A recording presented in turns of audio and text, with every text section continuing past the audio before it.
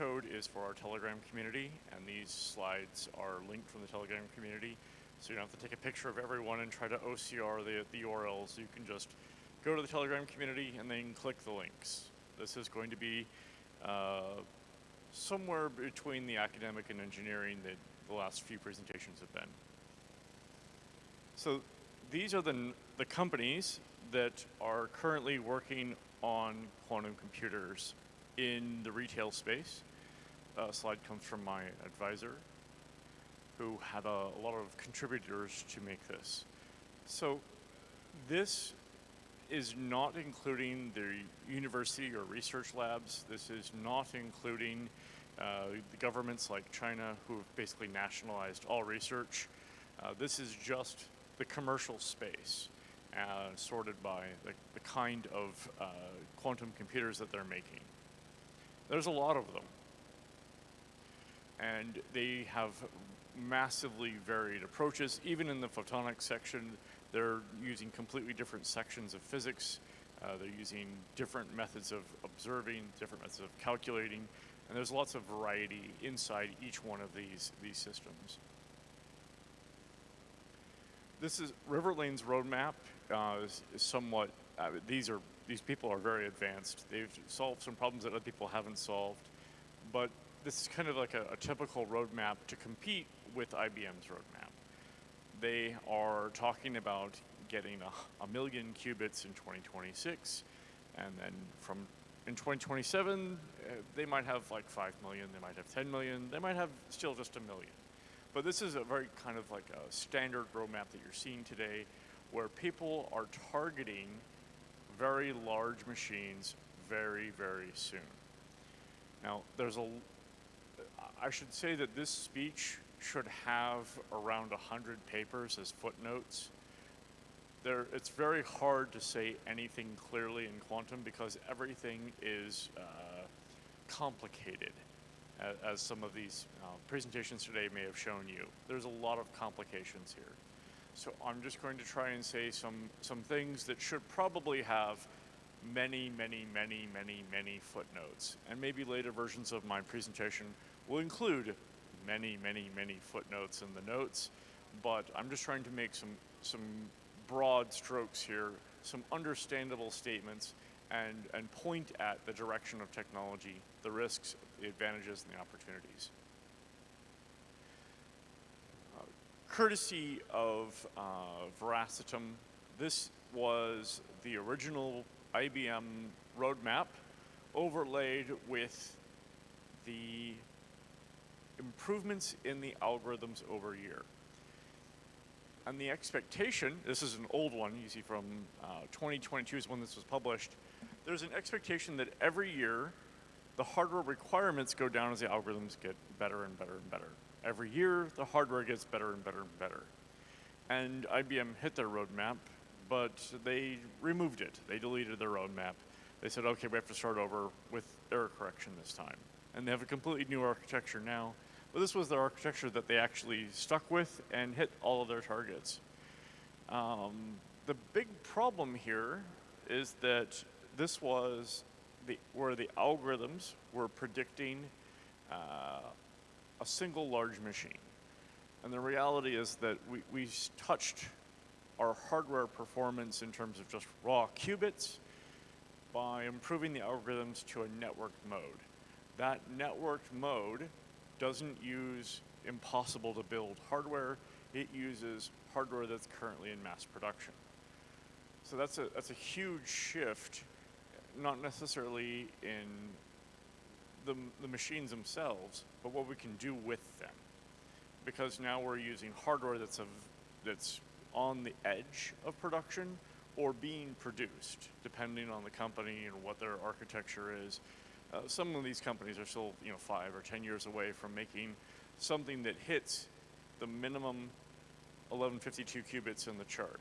Some of them are doing it right now by modules. The minimum kind of threshold here that we're talking about danger is 8 million qubits.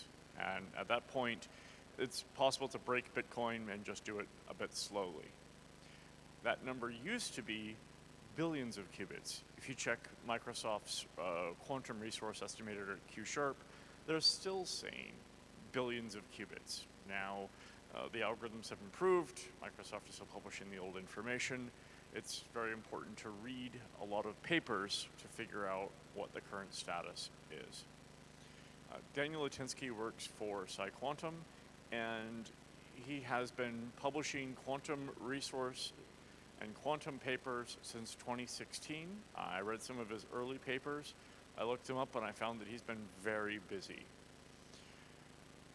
Active volume takes and says, instead of copying the state of every qubit to every other qubit, we're just going to take the part of the algorithm that you need to calculate and copy it where it needs to go, which is what we do in silicon all the time.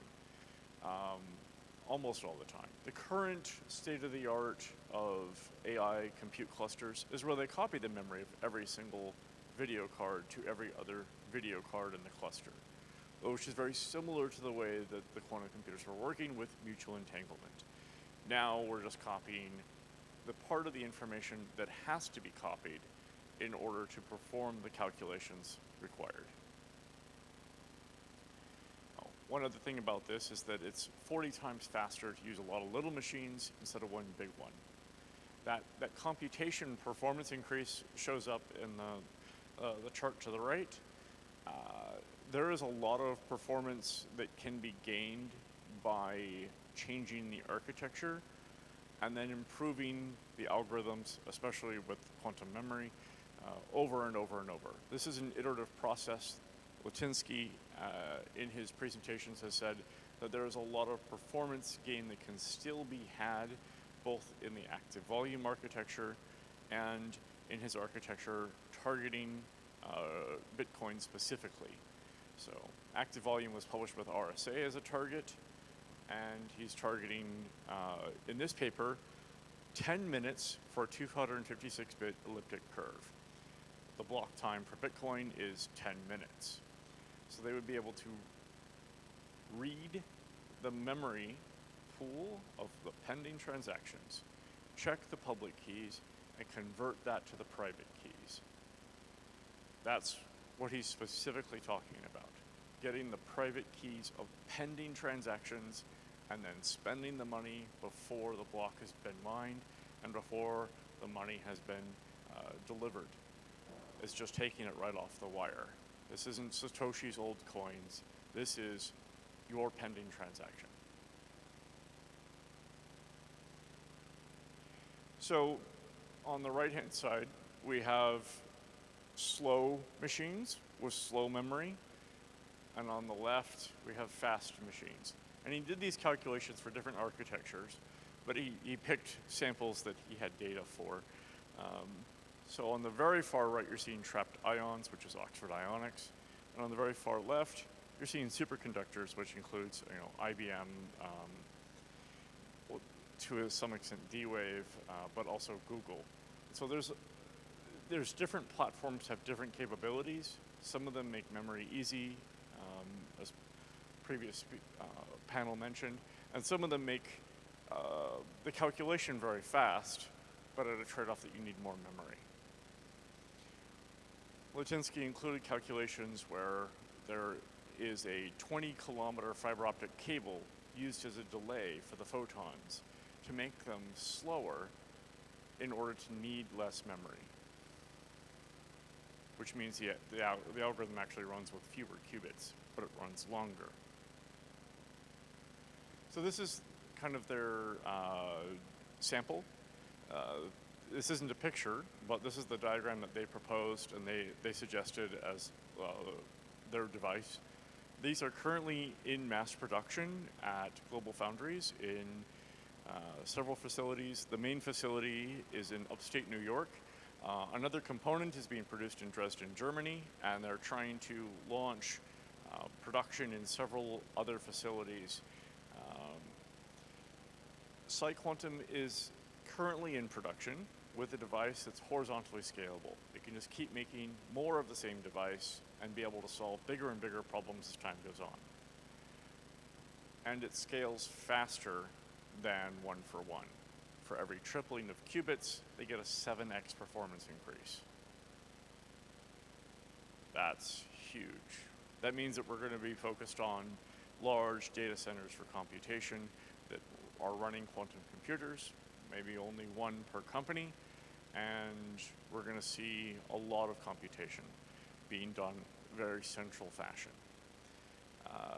Oxford Ionics, they have a system that runs at room temperature. It's 256 qubits. They're talking about putting it on, just being able to manufacture these on, the same wafers that motherboards are printed on, using the same facilities that motherboards are printed on. And this runs with magnets and lasers. It's not a simplified production, whereas PsiQuantum is a bit ahead in the manufacturing and the production. They're only making a few qubits per individual device.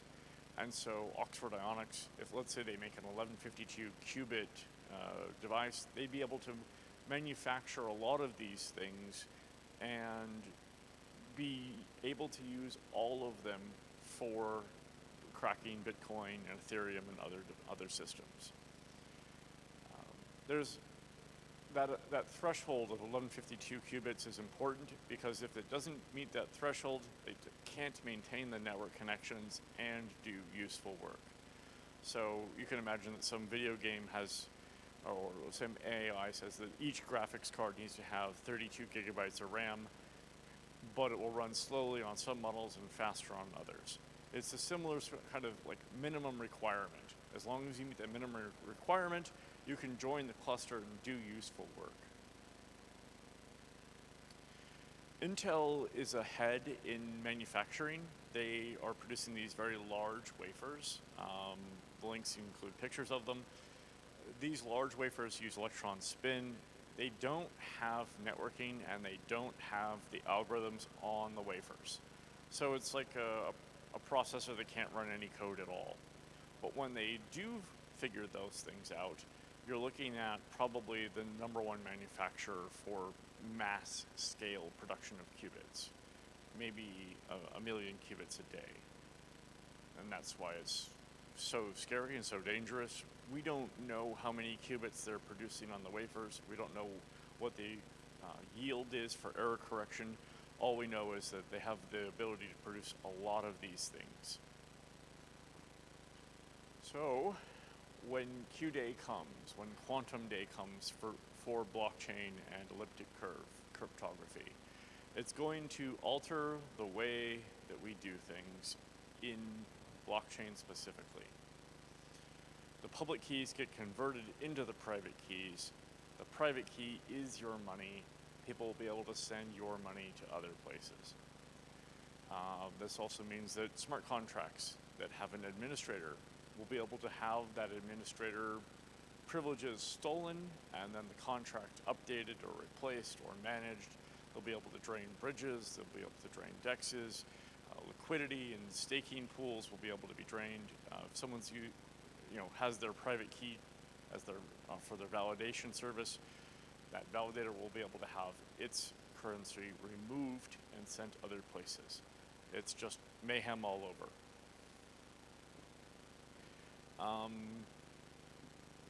Bitcoin says that they're protected by UTXO from quantum computers. What that means is they're protected against slow quantum computers. The previous slide went from 16 days or 160 days down to 8.3 seconds. UTXO doesn't protect against a 10-minute attack. They could shrink their block time to 1 minute, and that might buy them a few months or a few years, depending on how quickly the mass production works. And it's just trying to outpace the mass production. It's not trying to protect against the underlying math or the underlying science. It's just trying to be faster than the mass production. So the UTXO is only a little bit helpful. It just means that it takes a faster one to take the money out of the account. Bitcoin has a bunch of old addresses. But, they've done a migration before, and that migration moved from the public key to a hash of the public key. Satoshi's coins are public key storage. It just directly uses the public key as the address. and about 40% of the old Bitcoins use that old address style. So we can prove that Q-Day has occurred when Satoshi's coins get moved. We'll know that someone has a quantum computer of sufficient size, and then it'll be proven to the Bitcoin and blockchain community if Satoshi's coins move. There's a bunch of trapdoor wallets that are out there, a lot of money sitting on a wallet that has a public key exposed, and people are watching that in case of a sudden breakthrough. But this is just when you can prove it. We know it's going to occur. Well, the only thing we don't really know is when. One of the problems here is that, let's say that someone takes Satoshi's old coins, now there's double the number of Bitcoins in circulation because there's a bunch of public keys that are available. So there's an economic issue. And if you check CoinMarketCap, there's $1.7 trillion in blockchain Web3 on layer 1s, on layer 2s. There's about 80 billion or so, or 70 billion in DeFi, and just altogether it's about $1.7 trillion. In terms of stable coins, USDC and USDT, there's $150 billion. But that's only 8% of the total value lock, which is a bad calculation, but just the scale of the problem, only 8% has on-chain fiat.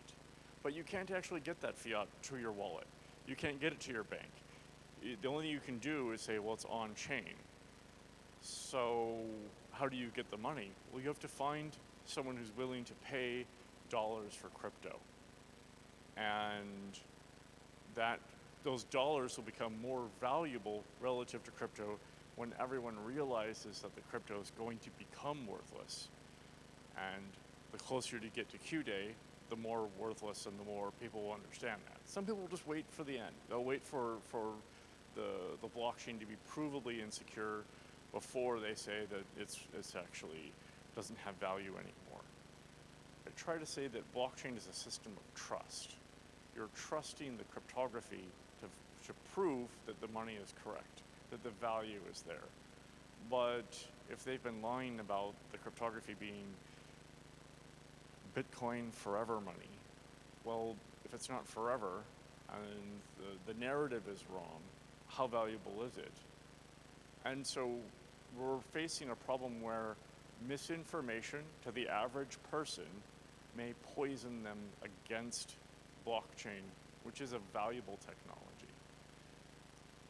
Having the wrong narrative will hurt us in the near term or medium term. And then when they sell, there's just not going to be enough buyers. We're going to experience a bank run one way or the other. There's just no way that we can really avoid a bank run. What we can possibly do is prepare. The problem here is that we have to prepare ahead of time. If you do the migration and you do the preparation in the middle of the attack, then the attacker can just take the money that you're trying to migrate. So I had to say something. I would rather say nothing, of course, just not be possibly wrong. But I think we need to consider the aggregate risk, not just PsiQuantum, but all of the companies that are working in quantum computers collectively. And the collective risk becomes very significant in 2026, and then very large considering the roadmaps in 2027. I don't know if any roadmap is going to come to fruition. IBM had a good track record, but then they had to throw it away. The track record for Riverlane, well, they've got some good successes, but that's one data point. We don't know if they're going to be able to maintain their roadmap timeline. If they can maintain that momentum, well, then Riverlane or PsiQuantum, if they produce a bunch of machines and they actually work, that gives credibility to those timelines. And so I'm not saying that their timelines are credible, I'm just saying this is what the timelines are saying. This is what the timelines are predicting. Now, some companies like IBM have a really, really poor timeline for the future. They're not going to get anywhere close for a large machine for a long time, which is why Daniel Litinsky's let's use a lot of little machines and let's use them to solve one big problem. That's a huge shift, because now you don't need IBM's super quantum computer to actually work. Now you just need a lot of little ones to turn on. So using that methodology, I have kind of a napkin calculation of 2027 or 2026. There is a very low risk in 2025, but the risk is still present, but it's based off what we don't know, not what we do know. The 2027 risk comes from what we do know. Litinsky, this is a link to his crypto presentation where he spoke to cryptographers about his algorithms and using active volume and the 50 million Toffoli gates to break Bitcoin in 10 minutes. He presented that paper, he explains it, and he includes in the Q&A section, as well as other sections in the presentation, further optimizations that can be made. I don't think that we're going to come up with the current algorithm as the one that's going to actually break Bitcoin. I think we're going to have a better algorithm that actually breaks Bitcoin. Where is that? Well, 2026 is more viable when you consider a lot of innovations in the algorithm space and some innovations ahead of schedule, or for some schedules on schedule for quantum computers. It's not just how good are the machines, it's how good is the code versus the machine. And that's the big takeaway I want everyone to get. Every year that goes by, the hardware requirements go down. For cryptography, every year, cryptography gets weaker. Cryptography never gets stronger, it just gets weaker as the NSA and other mathematicians have more and more attacks, and the computers get better and better. Why are people picking on Bitcoin? It's the next target. It's just what we can't do in emulation, and when we have enough machine power. What about RSA, which is the RSA 2048 is actually a really common SSL certificate. Why not pick on that? Well, that's a harder target. It's not that Bitcoin is what people hate, it's what they can do. It's just the next target. Ethereum is the next target. Solana is the next target. Solana's got slightly weaker, along with Cardano, slightly weaker cryptography. So if they just miss the mark on Bitcoin, well, then they'd be able to break Cardano and Solana. ED25519 is slightly smaller.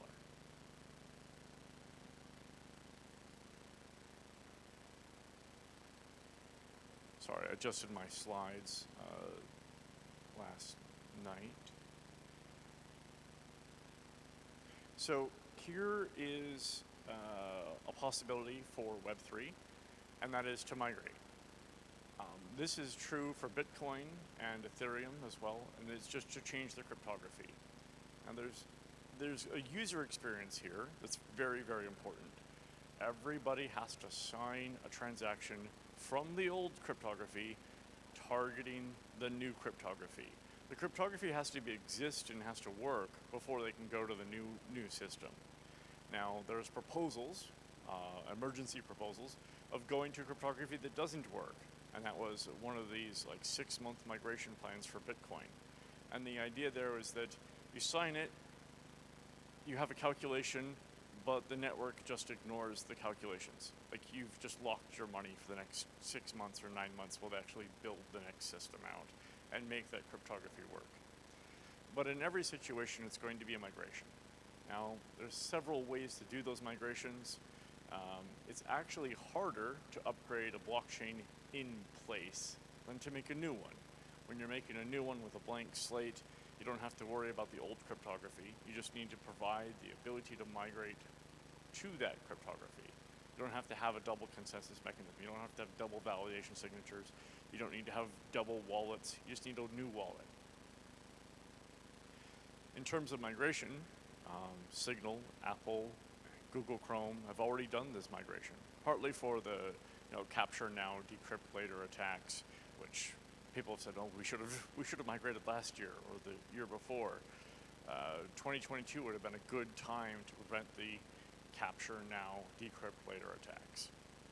So anytime you have a central key distribution, it's actually pretty easy to upgrade. SSL has already begun that process, and they're just waiting for keys to expire, and then we'll give them new keys, and the new keys are quantum safe. Some companies are going to be massively affected by this, especially if they do content distribution. Any kind of content distribution networks are going to have, CDNs are going to have a big penalty because the cryptography is really expensive. So they're forecasting tens of billions of dollars in just hardware upgrades. There's some examples of systems that are actually hard to migrate. Those would be like cars, because the public-private key guarantees the firmware is correct and the USB bus hasn't been tampered with. So all of the keys use public-private key cryptography. All the cars do. Missiles for the front-end identification systems, and some of the military-grade encryption. This is actually done over the wire between like the helicopter and the base, or between the missile versus the plane. And when you have lots and lots of hardware that has distributed keys, that becomes harder to migrate. IoT devices and the FIPS chips for certifying to banks have a harder problem because they don't have enough RAM in the devices to use these massive keys that are required for post-quantum cryptography. So they're facing a different struggle. It's a different and hard problem also. But a lot of the IoT has upgradable firmware. It's just that they don't have enough RAM on these little devices. So your refrigerator might need an upgrade, but do you really care? Like someone's gonna make the ice machine turn on, so what?